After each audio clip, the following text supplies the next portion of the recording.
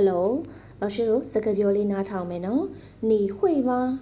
နင်လောက်တက်လား你会吗你会不会ဒါကလည်းအတူတူပဲနင်လောက်တက်လားလို့မေးတာပါ你会不会你会不会是ဟုတ်တယ်ဖြစ်တယ်是是吗ဟုတ်လား是吗不是မဟုတ်ဘူး不是是不是ဟုတ်လားမဟုတ်ဘူးလားဟုတ်တယ်မလားလို့မေးတာပေါ့နော်ဒါလည်းမေးခွန်းမေးတာပဲဟုတ်လားလို့မေးတာ是不是你是不是对မှန်တယ်对ဟုတ်တယ်မှန်တယ်对对吗မှန်လားငါပြောတာမှန်လား对吗不对မမှန်ဘူးမဟုတ်ဘူး不对你ပြောတာမမှန်ဘူးနေလောက်တာမမှန်ဘူး不对对不对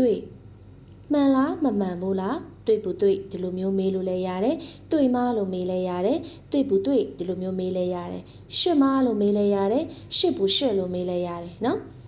နောက်တစ်ခု好ကောင်းတယ်不好မကောင်းဘူး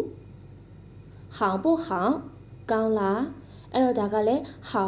好နဲ့မေးတာပေါ့နော်好ဆိုတာကောင်းတယ်ကောင်းလားမကောင်းဘူးလား好不好好不好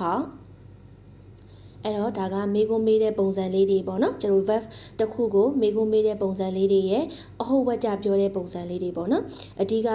是不是好不好对不对အဲ့လိုပုံစံမျိုးလေးတွေပေါ့နော်အဲ့လိုမျိုးလေးတွေပြောတယ်ဆိုတာလေးသိရမယ်နော်谢谢大家